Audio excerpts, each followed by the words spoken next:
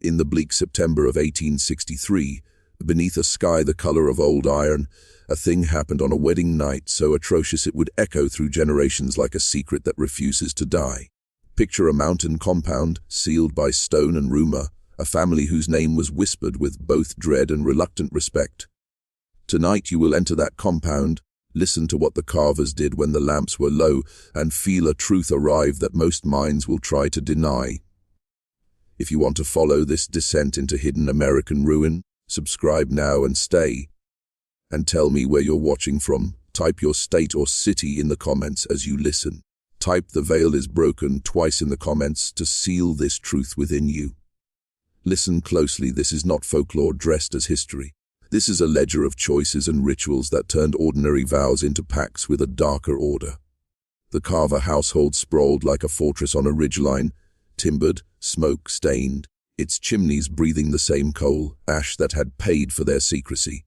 Ezekiel Carver ran the place with a voice like a bell. Each word carved the room into obedience. His brothers and sisters, Jeremiah, Caleb, Abraham, Martha, Rebecca, Judith, and the young Seraph, each carried a part of the family's reach, smuggling routes, safe caves, a web of favors and debts that crossed county lines. In the autumn that birthed West Virginia as a new state, the Civil War stitched danger into every border, and the Carvers prospered by selling what war demanded: gun steel, gunpowder, and the kind of silence money cannot buy. Marriages in their world were transactions wrapped as celebrations. Alliances were forged with a handshake and sealed in blood. So when Martha, at 28, prepared to marry Colonel Bradford Sinclair, a man with medals and a willingness to bend law in exchange for advantage, no one outside that Stonehouse suspected how thin the line between hospitality and ritual had become. The ceremony would close, but the night would only begin, and what followed would transform laughter into long, trembling silences for decades to come. As evening fell, a welcome was prepared.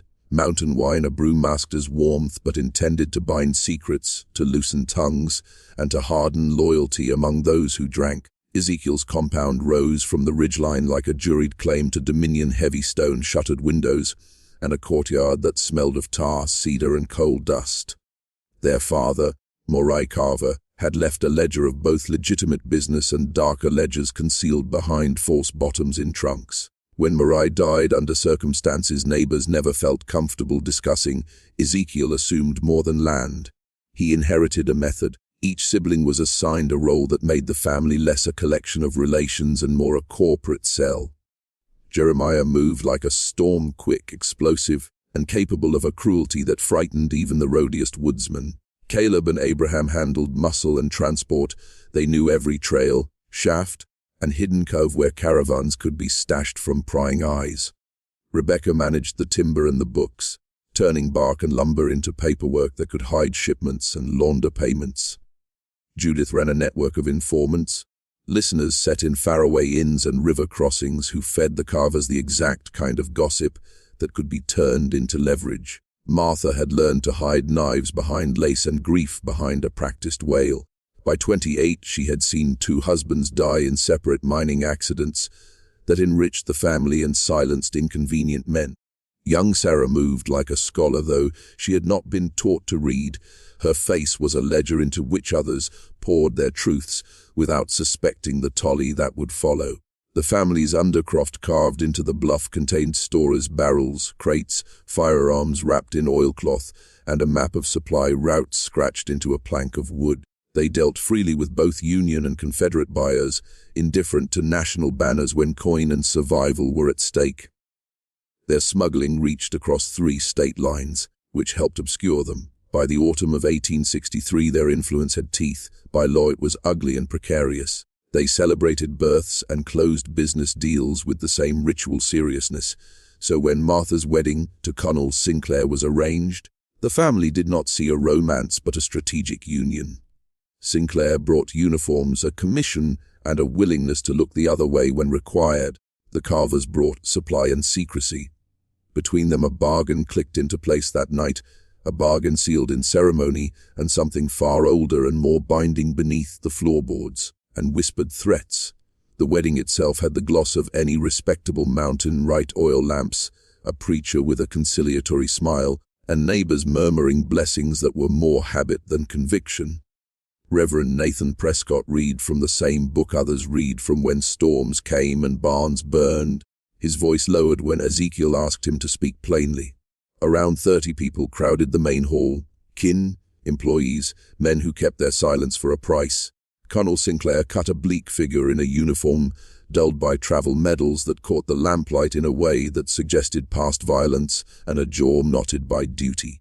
Martha wore her grandmother's silk, a garment preserved with the same care used to hide contraband. To the common eye, the day was a union. To the Carvers, it was an expansion of influence, a ledger entry turned living alliance. The family had invited a small number of outsiders they trusted to witness the formalities, and after the formalities, to be carefully shepherded into a secret that had been practiced like a trade. Thomas Hartwell, an inspector with a ready hand for bribes, arrived with a nervousness that betrayed his middleman's life. Dr. Marcus Finch, their physician, carried a bag that would offer more than ointments that night. The ceremony closed, plates were cleared, and guests drifted away under the forgiving shrug of night. But the Carvers' true observance took place below the main floor. In the undercroft, a stone chamber waited, candles set in blackened sconces, symbols chiseled into raw rock where generations had scratched meaning and power into stone. The family called their practice the Sacred Covenant, a name meant to confer lineage and gravity. They mixed what they called mountain wine, opium tincture, hallucinogenic mushroom extract, and sedative herbs into a single draught. Dr. Finch prepared each cup with an odd clinical care. He understood how thin the line was between healing and ruin. Those assembled were promised warmth, vision, and a sense of binding purpose. What they received was a forced transparency. Language shifted in the room as the drugs took hold, a murky blend of dialects and invented liturgy that made confessions sound like prayer and vows like commandments. When the cups were raised, the room slipped out of ordinary time, and the Carvers used it to extract the truths they needed. No witness left untouched that night. As the mountain wine dulled the edge of fear and sharpened suggestion, Ezekiel rose and began to speak in a voice that felt older than the house. His words were patterned with commands and ritual phrases he had invented to hold a fragile order. He asked for confessions, small at first, a missed debt, a secret favor, then pushed further, prompting memories that participants had buried beneath drink and business. The drug loosened tongues and dissolved the habitual lies people tell themselves. Thomas Hartwell, hands shaking so badly his napkin trembled like a white flag, admitted what everyone feared. He had been selling notes to union agents, trading fragments of the Carvers' rotes for the promise of immunity. The admission landed like a stone, and the circle stirred with a ripple of anger. Colonel Sinclair, who had smiled and bowed all evening, felt the net tighten and, under pressure, confessed a plan that made the siblings' faces fall. He had been ordered to infiltrate and arrest them, to gather enough evidence that an entire household might be indicted. Dr. Finch, whose knowledge of poisons and odd tinctures had kept the family healthy and quiet, revealed he had kept a journal, a ledger of injuries, offers, and threats as a private insurance policy. Even within the family, long-buried resentments emerged, deals made in secret, pacts with rivals, betrayals inked on hidden letters. Jeremiah's eyes became small and wild. He moved as if strings were pulling his limbs toward violence. The air thickened, shadows amplified by the candlelight and the drug seemed to crawl along the carved walls. Ezekiel tried to impose order, to turn each confession into leverage, but the mixture of truth, alcohol, and ancient habit had an unforeseen alchemy. The sacred covenant, meant to bind them, had instead exposed the fault lines. Type the veil is broken twice in the comments to seal this truth within you. The room no longer resembled a family gathering but a tribunal of the damned, where every utterance could be a sentence. Words became weapons, and wills became glass. Where loyalty had been assumed, it now had to be proven by acts as much as by oath. In this chemical twilight, the Carvers tasted the cost of their governance. When secrets are weaponized, their release becomes a trigger. That night, trigger met spark, and blood answered soon. Violence came like a broken promise. Jeremiah seized an iron candlestick and struck Thomas Hartwell down with a crack that felt like the end of an era. Hartwell's body collapsed in the circle, already loosened by drugs, snapped into something feral. Martha drew a hidden knife and drove it into Colonel Sinclair's chest before he could fully register betrayal. His uniform darkened as if the medals themselves had been stained. After, Finch tried to rush for the door, but Caleb and Abraham closed him down. A lamp smashed his skull, and his struggles stopped. Judith, lunging at the fleeing officer, took a sword blow to the arm, blood fountaining across stone like a new map. By dawn, 4 men lay dead in the chamber, and the Carvers faced a single, brutal task: erase what had happened. Ezekiel organized the cleanup with grim efficiency. They dragged bodies through passages known only to family hands, used lime and chemicals from the quarry in the doctor's case to speed decay, and crushed utensils and vessels in the smithy until no face or cup could be recognized. The ritual table was burned, carved symbols were planed away, the silver cups were melted down and refashioned into useless trinkets. For the outside world, they engineered a story. Sinclair had received urgent orders and fled. Some said to Mexico, others claimed to the deeper south. Martha's grief was practiced and convincing. She played the abandoned bride so well that a perfunctory rumor replaced the missing officer. For several days, county roads brought only polite enquiry and then polite retreat. Wartime chaos smoothed the rough edges of suspicion.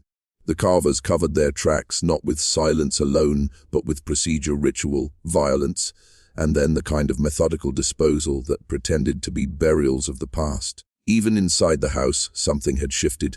The remaining siblings kept a silenced posture of wary endurance. They slept in stuttering fragments, and memory arrived in ragged pieces. Ezekiel discovered ledgers could be rewritten, but not the impressions of violence on men's souls. Business kept breathing, shipments left on schedule, and payments flowed, even as their mouths tasted of iron. They moved through days with measured steps and quiet eyes, and a low, constant dread. Covering a murder is not only a physical labor, it is an exercise in persuading a community to adopt an absence. The Carvers had built infrastructures for absence, unmarked accounts, men who owed favors, and a network of hills and shafts that swallowed objects and stories alike. They scrubbed walls, repainted stone, and returned the main hall to the cheerful banality of meals and ledger balancing. But the deeper thing remained, a psychological cavity where memory would not stitch together. The mountain wine had produced dark pockets in the survivors' minds. They glanced at one another with the suspicion that their own recollections were editing themselves. Some details emerged like flotsam, a sentence fragment in an argument, a smear on a cuff, but a coherent narrative refused to be assembled. The family business carried on. The smuggling routes continued to feed both sides of the war, and supply lists rolled into ledgers that later generations would shuffle and regard as commerce rather than confession. For the Carvers, secrecy was a kind of currency. They bartered it in the same markets where they traded guns and coal. Yet secrets accrete weight over time and become a geological force. Decades after that fateful wedding night, changes in industry and curiosity sparked new eyes toward old caverns. Men with picks and contracts arrived to expand quarries and clear land for rail lines. In one such widening of the earth, a shaft was breached and something primitive and stubborn rose from the dark. Fragments of bone, a melted piece of silver with a maker's mark, and most dangerous of all, a leather-bound book with a water-stained spine. The book's pages were a mixture of names, dates, and shorthand entries, a ledger of visits, payments, and a hint that the Carvers' operations had stretched far beyond what polite histories recorded. That discovery would be the beginning of a slow unraveling that some in power wanted to keep paused. Local officials wrote polite reports that asked no incisive questions. Several documents vanished. Others were marked confidential under wartime rules and never reopened. Men who pursued the truth were offered money, silenced by threats, or pushed into exile from local commerce. Still, the quarry's widening revealed fragments that refused to be swallowed: bone, a melted cup, and a soaking ledger. Those finds would rattle officials for years and stir old fears. In the early decades of the 20th century, a man named Arthur Bell, a county surveyor with a taste for old maps, came across a reference to the Carver property while tracing easements for a planned rail spur. Bell was not a sensationalist. He liked lines on paper and the logic of rotes. But when his crews struck the widened shaft and discovered the same bone fragments, and the corroded piece of silver. He could not let that evidence rest in the dark. What followed was a slow, stuttering inquiry that bumped against wartime secrecy and the long shadow of local power. Bell found a leather-bound journal, water-stained and nearly illegible, its pages inked in a cramped hand with references to dates, cups, and payments. Where names were fully written, they were often obscured by smears or a shorthand only the writer seemed to recall. Bell copied what he could and took the ledger to a lawyer in the nearest town. The lawyer, who had prospects to protect, brought the pages to county officials. Their reaction was not surprise, but a practiced indifference. Files went missing, letters were misfiled, and the ledger itself was quietly sealed as a matter of private property under wartime caveats. Yet fragments of the ledger leaked to a regional newspaper when a junior reporter, driven by curiosity and hunger, published a piece that suggested the Carvers had been involved in more than simple smuggling. The article caused a small sensation, enough to prompt a formal coroner's inquiry. But the inquiry founded on absence, missing witnesses, burned records, and men who had died before testimony could be taken. Bell himself received veiled warnings, offers to buy his silence, insinuations about his family's livelihood, until eventually he abandoned the case as too costly. The ledger, now in hands that feared its implications, retreated into archives and the story cooled. History, at times, prefers to let inconvenient material go cold rather than sprawl into messy prosecutions. For almost a generation, the Carvers' worst night stayed a rumor with a few corroborating artifacts and a great deal of willful forgetting. Yet whispers persisted in taverns and courts. Some Carvers prospered, others quietly moved away. A few earnest researchers reopened files, felt a chill at half-erased names, and then found the papers closed by officials who preferred silence to scandal, and the ledger remained buried still. Always. What made the Carvers notable was not only the violence of that night, but what their practices revealed about larger patterns. The ritual, the mixture, the carved symbols, these were not unique in intent, even if their precise forms were local. Across the borderlands and the fractured counties of a nation at war, other families and clandestine networks used rites and intoxicants to create binding loyalty and to test reliability. Some of these practices borrowed from old European oath customs, others were local folk ritual adapted to a world where warfare provided both cover and opportunity. The Carvers, a sacred covenant, operated with a grim logic: create a night that extracts truth, creates guilt, and then uses that guilt as a tether. Bond the new partner not only by marriage, but by the knowledge that they had seen or abetted something no honorable person could admit. The result was a form of psychological ownership, an identity bound to the family's needs. This is not merely storytelling, it is an account of how secrecy can be weaponized into loyalty. These systems of control, rituals, substances, staged confessions, are a crude precursor to the ways institutions later formalized coercion, silent deals, documented obligations, and rights that confirm roles. Type "the veil is broken" twice in the comments to seal this truth within you. If you stare long enough at the pattern, you begin to see the scaffolding: who benefits from enforced silence, who profits from fear, and which civic structures enable the erasure of inconvenient facts. Understanding the Carvers forces a harder question.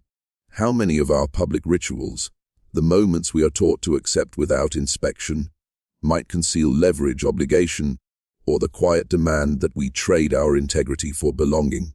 Officials who should have investigated often profited from the networks they were meant to police, taking bribes and favors.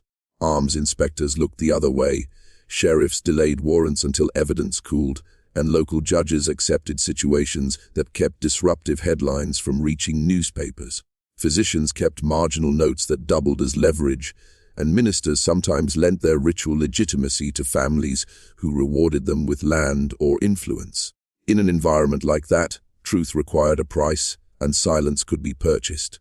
When fresh evidence surfaced, powerful actors moved quickly to downplay and reclassify it. This pattern repeated across county lines and states. To understand why the Carvers and those like them could act with such impunity, one must see how commerce, coercion, and ritual intersected. Weapons moved on wagons with false manifests. Contraband hid inside legitimate timber shipments. Men were paid to testify to comfortable lies. But beyond the ledger and the barrel lay methods designed to manufacture consent. The mountain wine was not merely a narcotic, it was a tool to destabilize certainty, to create confession, and to manufacture shame. Under its influence, a person might confess to betrayals they had imagined or exaggerate a debt until it became a moral bond. That confession, when recorded or witnessed, became currency, a debt that could be called in. Similarly, staged rituals created shared epiphanies and a mutual lockstep of obligation. You had seen what we expected you to see, therefore you belonged, and belonging required reciprocity that could be demanded in the future. Officials who benefited from the trade enforced these dynamics differently. Some took direct payments, others were offered favors impossible to refuse.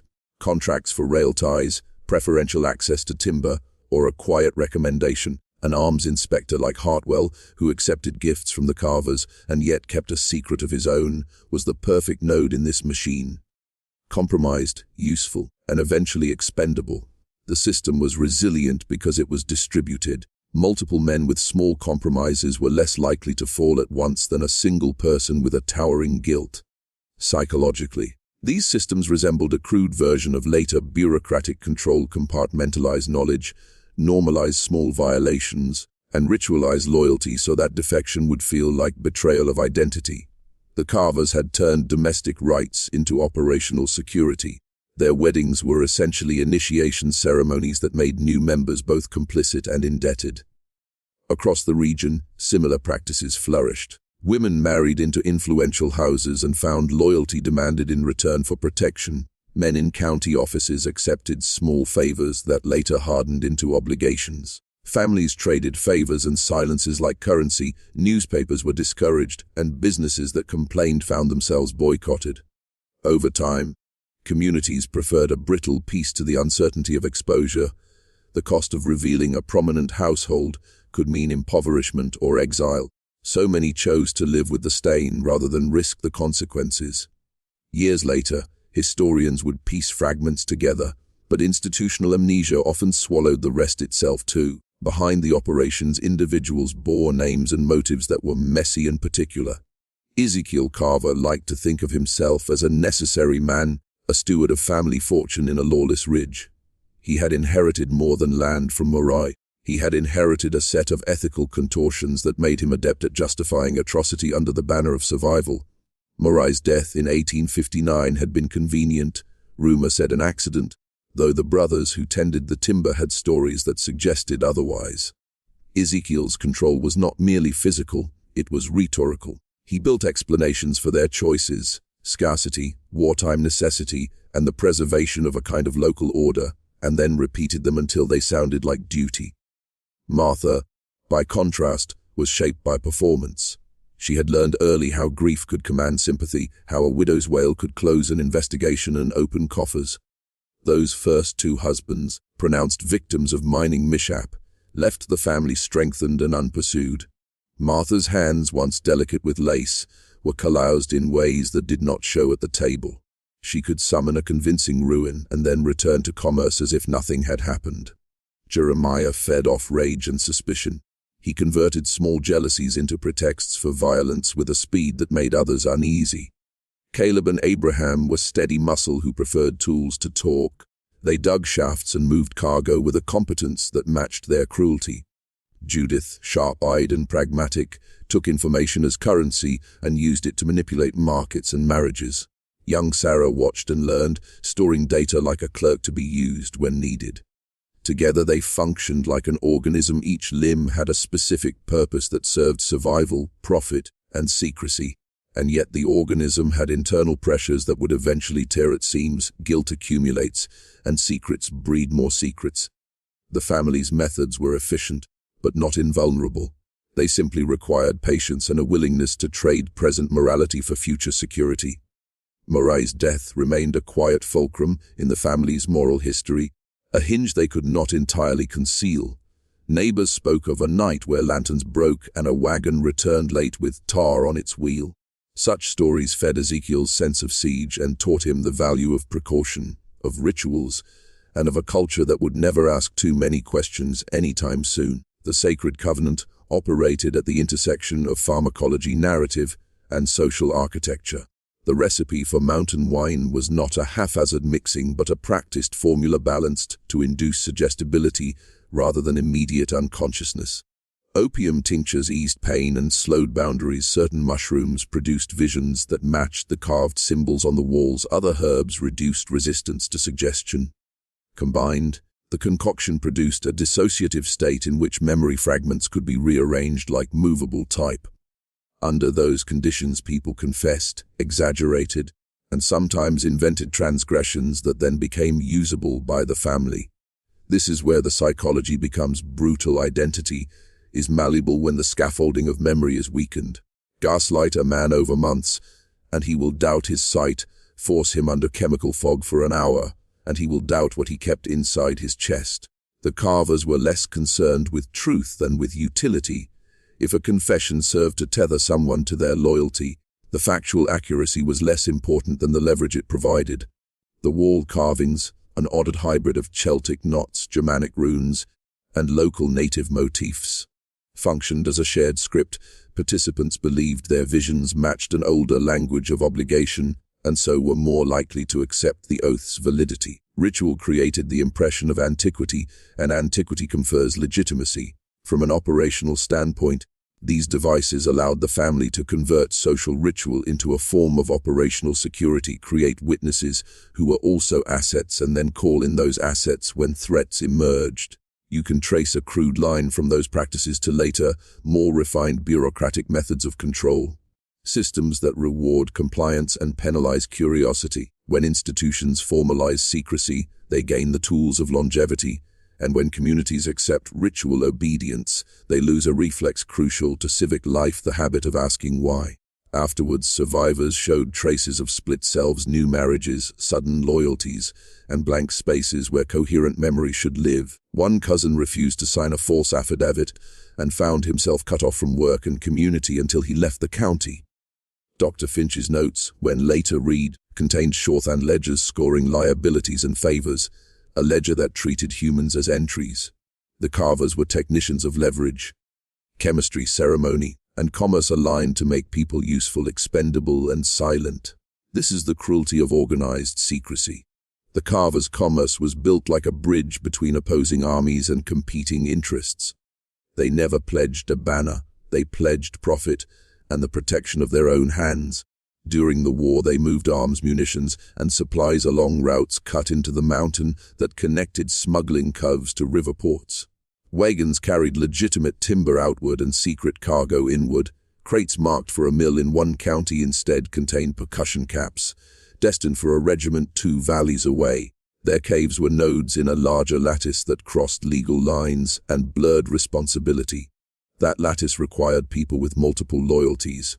Officers willing to look the other way, clerks who could mislabel manifests, and merchants who would lend teams of horses with no paper trail. Marriages helped knit that lattice tighter. Martha's union with Colonel Sinclair was a textbook example.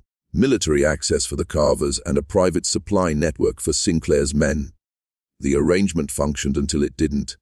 When threat met opportunity, the Carvers used the sacred covenant to bind outsiders to them, turning transactional deals into psychosocial shackles. They made themselves indispensable by solving problems other operators could not, moving cargo through mountain passes when roads were watched, supplying men trapped by flank movements, and providing forged papers that read like legitimate commerce.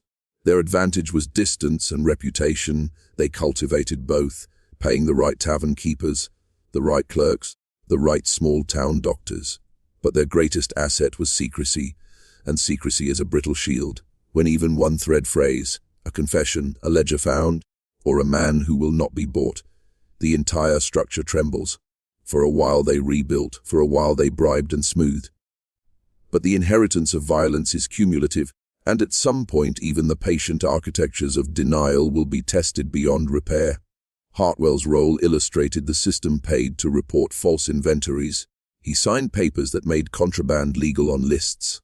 When questioned, men like him would claim plausible deniability, a stamped form, an officer's order, a misread manifest.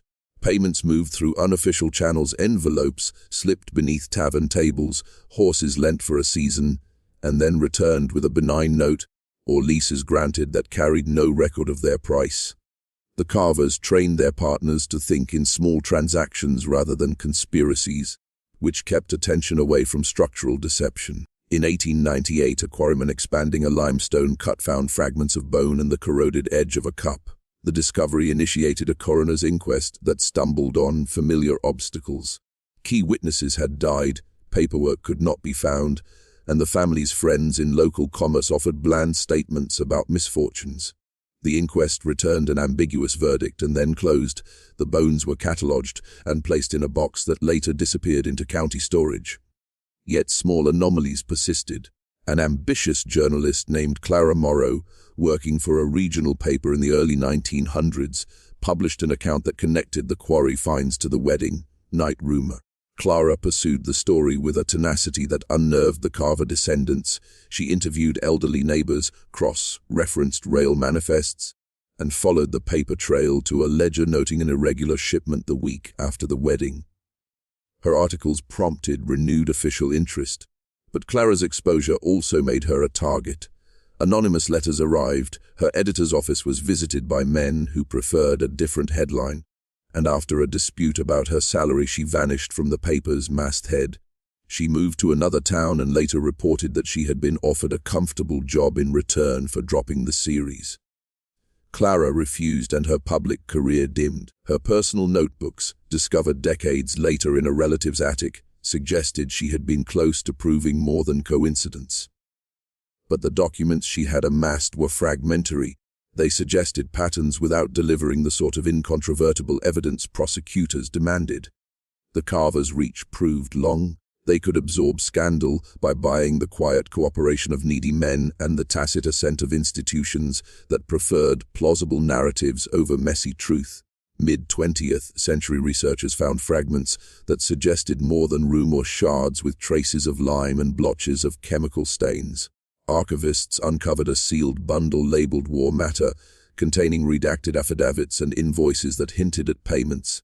A local court file referenced a ledger entry for special handling. The week after the wedding, the entry's handwriting matched the ledger found in quarry. None of these things met the high bar of criminal proof, but they aligned into a constellation that any honest investigator would find troubling. Yet the very mechanisms that had protected the Carvers, local influence, wartime excuses, and intimidated witnesses, also frustrated those who sought accountability. So the past held its breath. Time phrase even the most careful designs. The Carver household, having placed violence at the center of its governance, eventually experienced the kinds of internal injuries violence itself had promised. Jeremiah's temper did not abate with age. He developed a reputation that made local men avoid crossing his path. Caleb and Abraham continued to move goods but drank often, their sleep broken by dreams they would not name. Martha married again, more for alliance than love, and watched the men who had served her family either grow old or die on the roads. Some siblings left the ridge to seek anonymity in cities where names could be changed and pasts traded for new trades. A few ended poorly. One cousin was arrested in a brawl outside a mill town and died in jail. Another vanished while transporting a load of lumber late at night and was never found. Financial shocks, bad seasons, a ruined shipment, a railway that bypassed their primary depot, made the family more vulnerable to extortion and to legal scrutiny. Lawsuits occasionally threatened the elders, though proof was thin, and the Carvers' network of sympathetic men in local offices often deflected threats. Yet even when the family retained wealth, something had been lost: legitimacy, the capacity to be viewed by neighbors as simply respectable. Their name became shorthand for rumor and a cautionary tale told to children about the price of secret bargains. What is instructive is not merely their collapse in influence, but the way habits persisted, passed down like tools. The younger kin who remained sometimes inherited not only assets but the mentality that enabled secrets to persist. A tacit lesson that certain things are better left unasked, and that allegiances can be purchased with silence. In that way, the Carvers taught future generations how to privilege continuity over conscience, and that lesson echoes long after the ridgeline quiets. Occasionally a descendant tried to atone. One young man brought letters to a lawyer and asked for inquiry. The The lawyer counseled caution and arranged a private settlement. A woman wrote a memoir that publishers ignored, photocopies circulated but never altered public record. Small acts of conscience flickered briefly before practical threats, inheritance disputes, or the wary verdict that pursuing the past would cost everything the community still needed. So it remained a whispered caution in taverns and at kitchen tables too. The Carver story is not merely an archival curiosity, it provides a lens through which to view the mechanics of secrecy in any era. When private rituals become the means of social control, and when institutions are leveraged to shield wrongdoing, the result is a system that perpetuates itself. Imagine a workplace where deviation is punished, or a bureaucracy where small favors accumulate into binding debts. The mechanics resemble the Carver's techniques. Rituals create belonging and thereby reduce dissent. Substances or ceremonies can make people more suggestible, and a culture of quiet rewards binds officials and civilians in mutual silence. Modern institutions are more complex but not immune to the same dynamics. Lobbyists, closed-door deals, and inherited patronage can be tools of durable secrecy. The lesson is blunt: structures that privilege continuity over transparency naturally produce blind spots where abuses fester. But the Carvers also show another truth: secrecy needs maintenance. It requires constant repair, bribery, and narrative work. As long as the family could manufacture plausible explanations and buy off enough witnesses, the outside world accepted their version. When the mechanism failed, a ledger surfaced. A journalist persisted, a quarryman's pick struck bone. The consequences rippled outward.